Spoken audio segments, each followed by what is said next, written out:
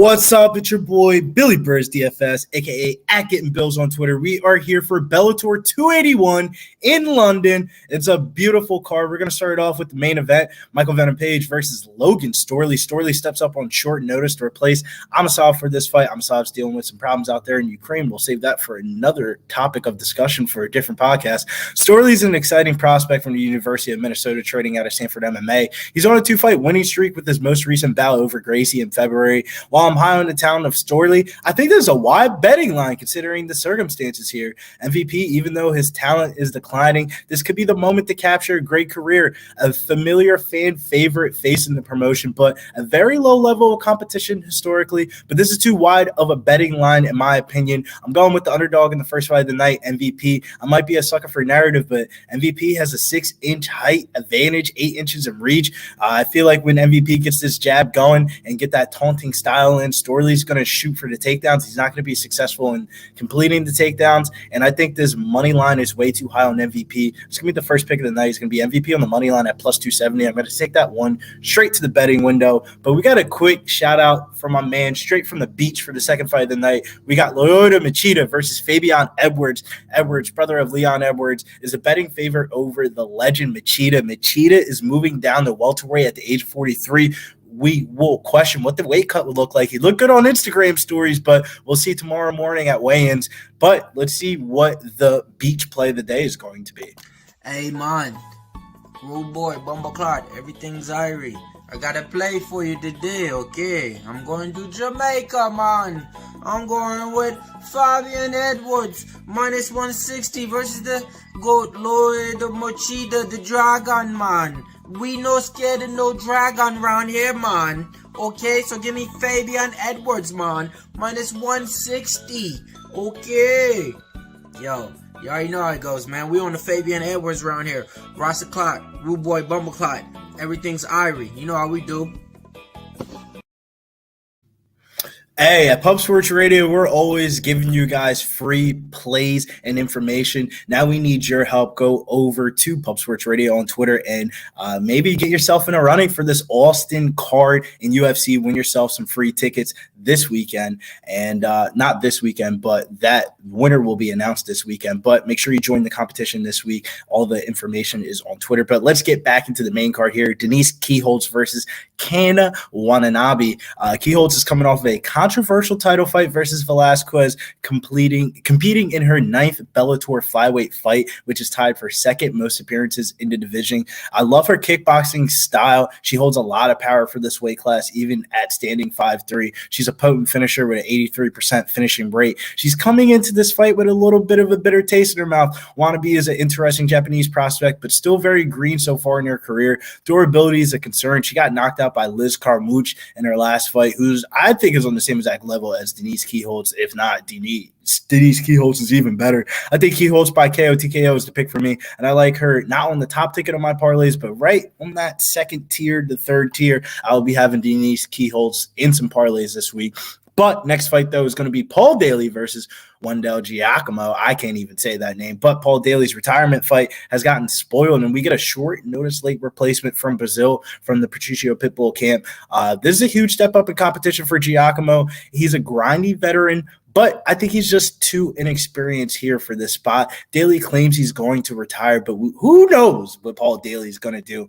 As long as he makes the weight, I will be backing him on this line. It's currently at minus 330, which seems a little bit wide, but in reality, before this fight starts, right before it starts, I think this line goes up to minus 600. I like Paul Daley as my favorite parlay piece of this card. But next fight, though, is going to be the prelim main event.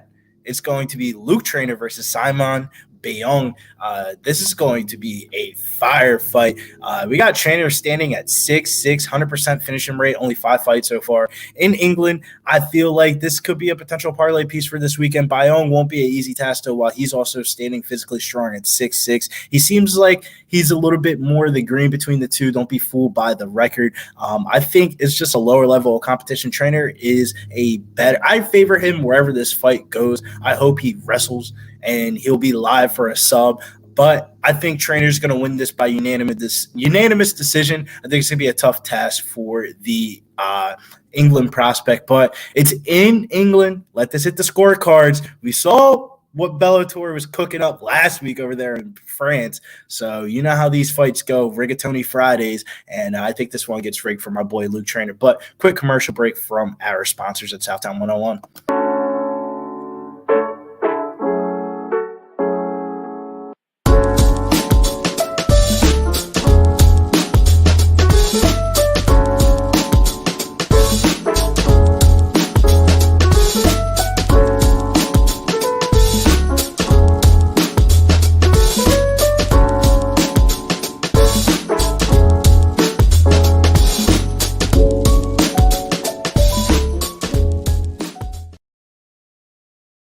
Your boy Billy Briz, DFS, aka Akin Bills on Twitter. We are here for Bellator 281 in London. We are here for the prelim main event. Daniel Weichel versus Robert Whiteford. Weichel's a familiar face in the promotion, 2-2 since he returned to Bellator in 2019. 10 wins in the promotion, is fourth most in the division behind Pitbull, McKee, and Sanchez. With 7 out of 10 of his wins being by decision, this could be a greasy one fighting Whiteford, who has the experience level as well. This could be a dog or pass spot, but I'm very tempted to take the money line shot here on Daniel Weichel. I got to see how he looks on weigh-ins tomorrow, though. Next fight, though, is going to be Oliver Enkamp versus Mark Lemminger.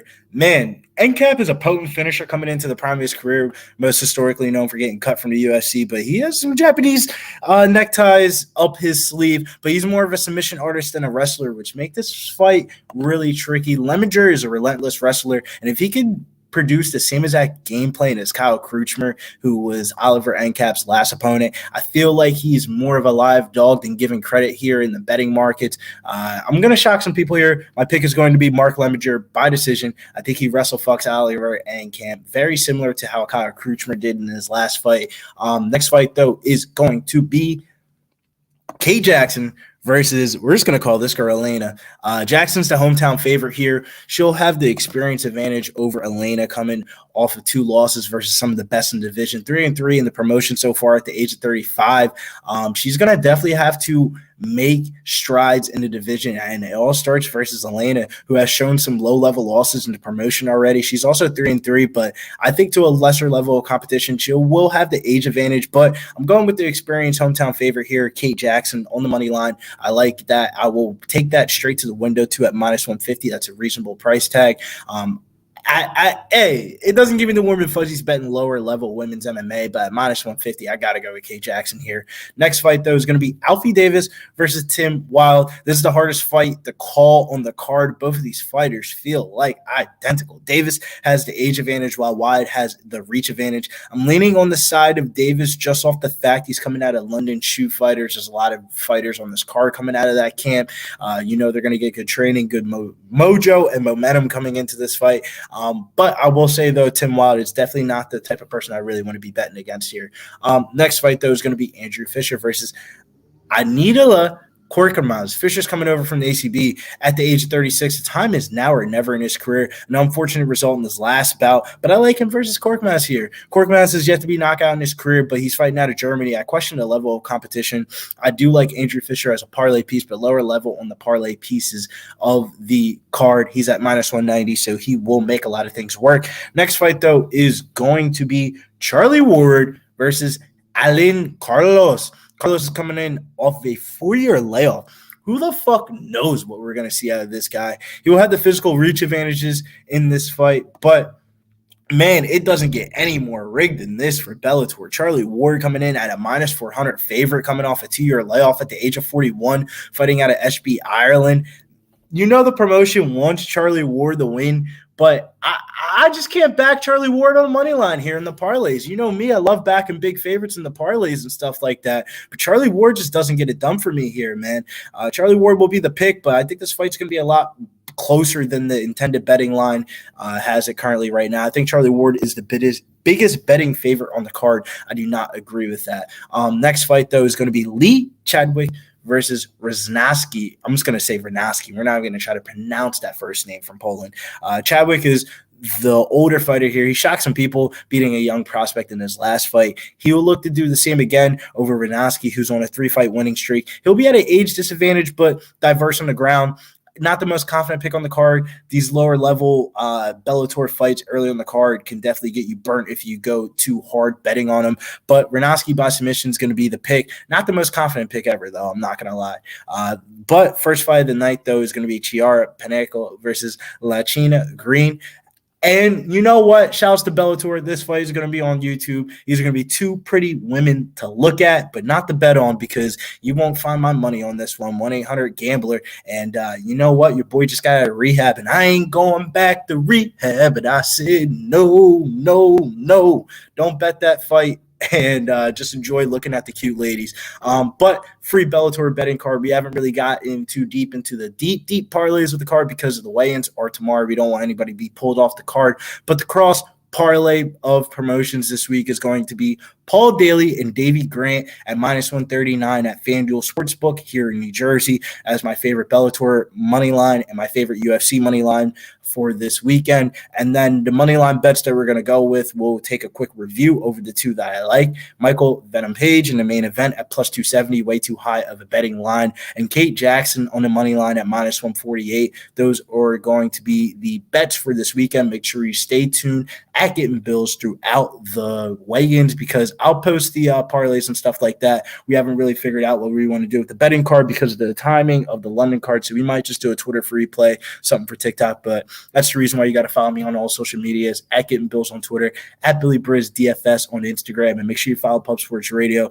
We got a lot of prizes and different things that we're doing over here at the channel. So make sure you hit the like and subscribe button on the way out. And if you're watching this over on Twitter and you made it this far, make sure you follow us over on YouTube at Pub Sports Radio. It's your boy Billy Briz DFS. I'm out. Let's get to this cash. Meet me at the window.